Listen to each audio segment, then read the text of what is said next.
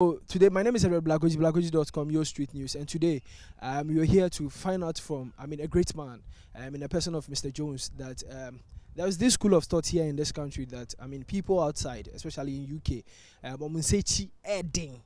In terms of some years kakra, some money fear na edding kakra. I'm finding out from no, say is how true is this school of thought running here in Ghana, Bossman? Happy New Year, 2020.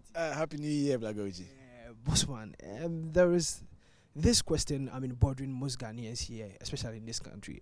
Straightforward. Maybe I'm calling it straightforward because I don't want to beat around the bush. There is this notion here that people staying in UK hardly do they, give or say Ghana for any. How true is this statement, Bossman? I don't think it's true. I think the issue is people in the UK, especially people from with an African heritage.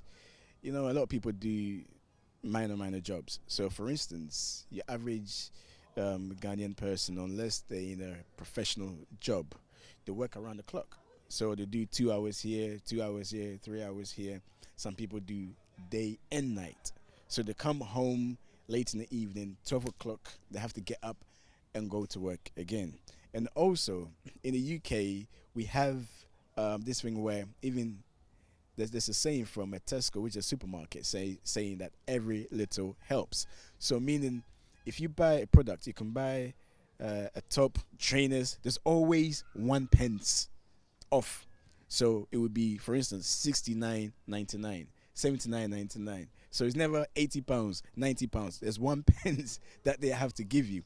And that in itself is something that you have to take. So people working around the clock, they put so much effort in what they're trying to do.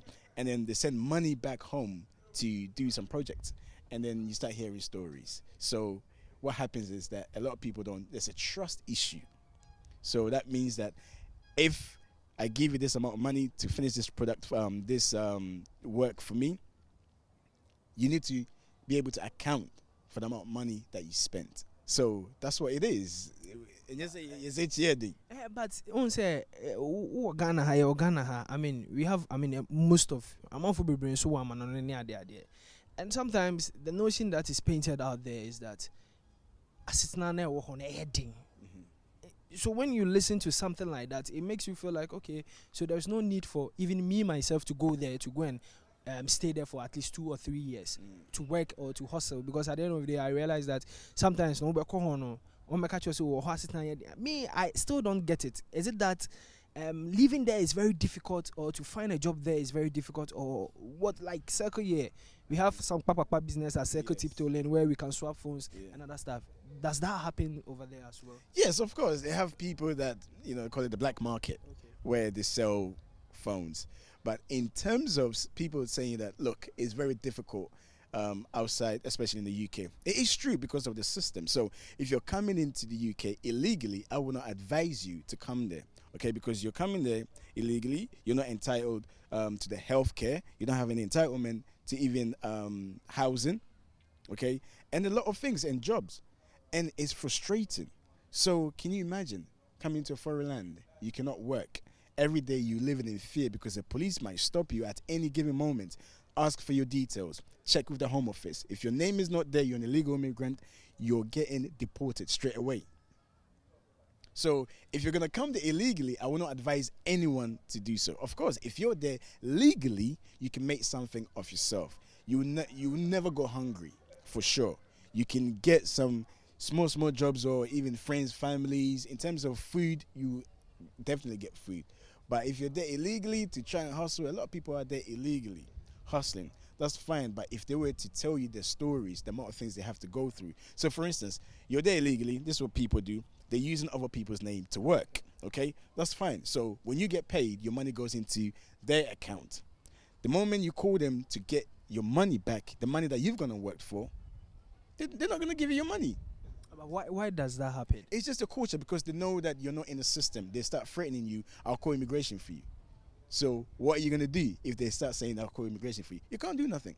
So you have people, and especially women, become a victim, because some women will go and rent somebody's 1 bedroom, okay?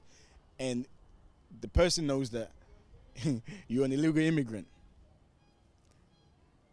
When they go there, especially if the landlord happened to be a man, the man wants to sleep with these women and take advantage of the women. And this is happening in London. So if people are saying it's very difficult out there, it is, because if you come in illegally, if you overstay, then it is very, very difficult, because you're cut off. The way the system works in the UK, you're cut off from society.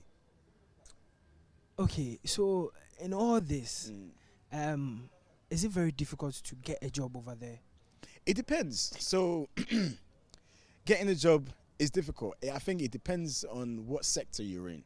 So, for instance, in real estate in the UK, they can change jobs left, right, center. Provided you have the experience, you can get jobs. But for instance, or in the media, it's difficult. In the media, it is saturated, and I think UK has.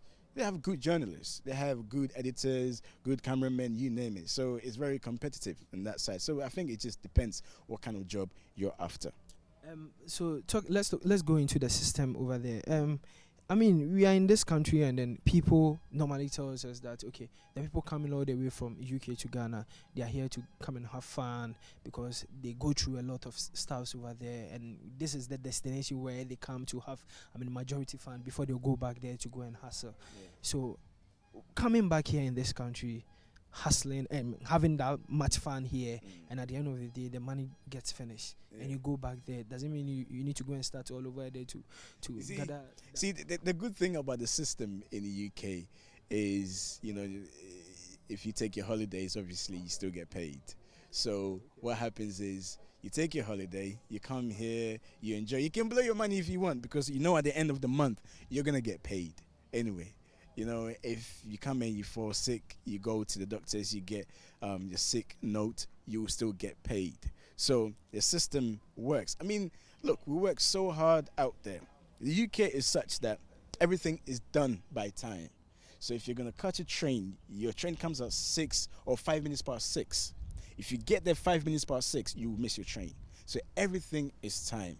And then if you don't have a balanced life in the UK, it could become a miserable place to live, because it's completely different to how people live in Ghana. So for instance, in Ghana, you come out your house, your next door neighbor, hey, hello, sit down, talk, you can meet friends. The UK, everyone is working 9 to 5, whatever it is you're doing. When you finish, you want to go home, you want to relax. So in terms of the social life, if you don't really make an effort, then your life is just going to be one-sided. Just work, work, work, work, work, work, work, work. So how can we change that narrative? That narrative where, I mean, families complain about the hardship and security member or memo. How can we change that narrative? All right. Ghanaians need to understand that if you travel from Ghana, you go to the UK or the US, okay, you cannot apply the same mindset you have here when you go to the UK. In terms of money, I think this is where, like the UK, I keep saying there's a missing link between Ghanaians in the UK and Ghanaians, our brothers and sisters back home. And the issue is trust, okay? The issue is trust. If our brothers and sisters back home, when, whether it be friends, families, and you have a project doing, or you want to get something, and you ask them, and they're able to do it without inflating the price, then I think we'll be fine. But you hear stories of people inflating prices. So you ask, okay, build this for me. I know, a real close family member who wanted to get into the, I think, the water business. Okay. Or farming. So somebody acquired the land for him. And then, the materials that were needed. When he found out, the family member had inflated the price, like double or triple the price. And it's a thing where people outside feel as though, our brothers and sisters back home think we're, I dare use the word stupid, or we don't think, oh, the money is just there, we're just sending it for them to spend it. But that's not how it is. If only when you want people to do something, you can trust them and they do it. Trust me, as long as we can find somebody we can trust, then we will send money all the time. And what Ghanaians need to know is, if somebody's outside and they ask you to do a project for them, do it. When you do it, in terms of them giving you money, they will it's nothing. But if you're unreliable, we just switch off. And I think it's our mindset back there. I think we need to also, people from the UK need to understand that the system here is different. And of course, there might be certain things.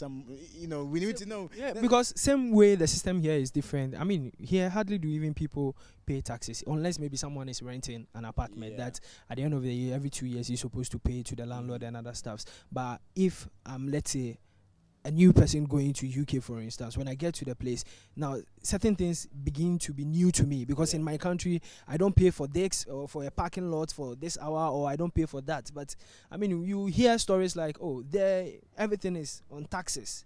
Yeah. And your salary, they will deduct this Yeah, amount, and yeah, it's yeah. that huge. Yeah. And even most of the time, the footballers even complain that you can Yeah. hear a player being signed for 60 million pounds, Yeah. but before you realize the taxes and other things will Mhm. reduce that amount of But money. you see, that's what makes the system work, because so a lot of our taxes goes into education and our health system. So the health system in the UK is free.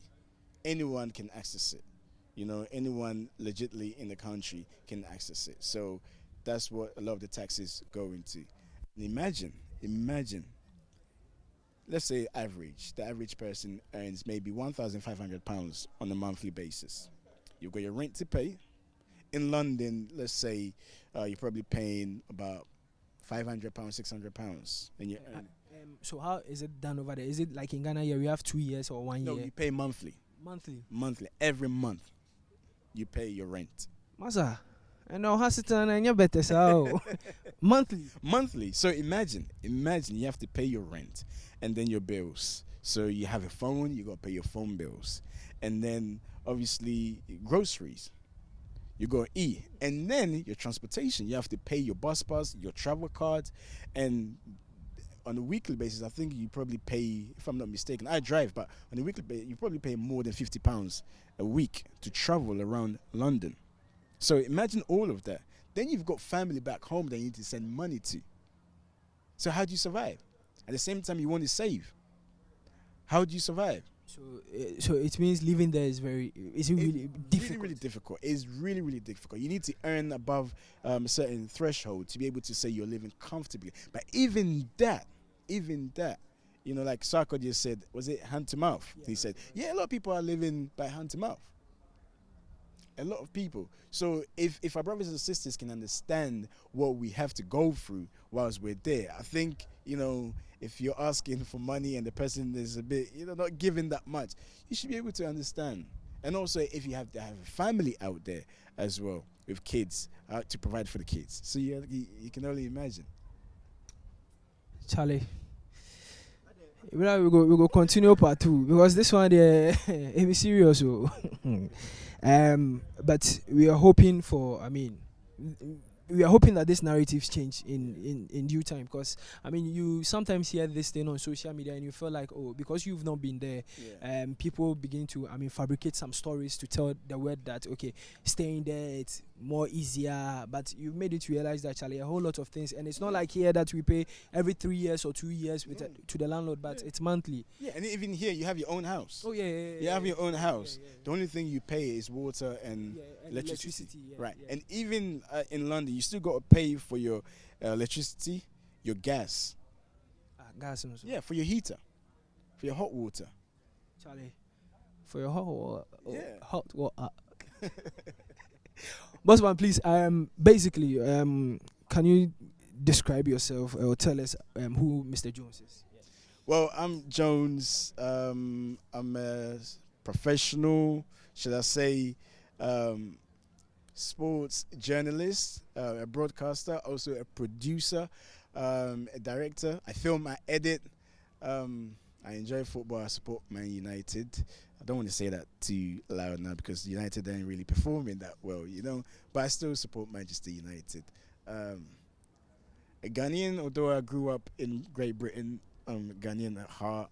I was brought up here. I spent my first 10 years of my life here, but everything else has been in the UK, but still Ghana at heart. I love Ghana, and I enjoy the food. I think my favorite dish is, I would say kinky. A lot of people say jollof, but I would say kinky. Kinky and fish. So On that Yeah. kinky and fish note, Charlie Bossman, thank you very much. Pleasure. Yeah, bless.